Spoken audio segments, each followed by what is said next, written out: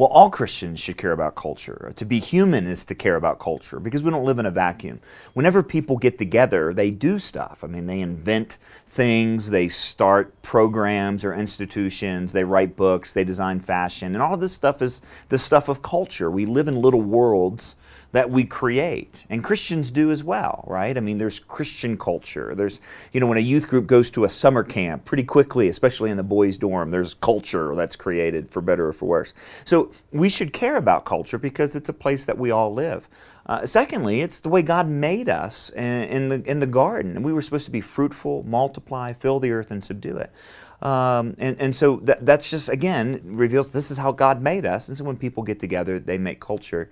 I think younger Christian, emerging adults should care about culture because it's the world that they're going to make money in, they're going to contribute to, they're going to be part of, they're going to raise families in this. And we are deeply impacted by the world in which we live. We live in a culture, for example, that has low tolerance for freedom of thought, that wants to suppress dissenting views and opinions. That's not a very pleasant place to be alive. Jesus said the greatest commandment was to love Him. The second greatest commandment was to love our neighbor as ourselves. If we love our neighbors, if we care about our neighbors, we need to care about the culture that they live in. Is this culture bringing life to them? Is this culture tempting them to sin?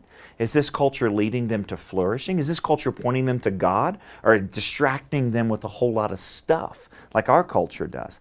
All of this stuff, all of these reasons are why every Christian, but especially I think young Christians, should care about culture.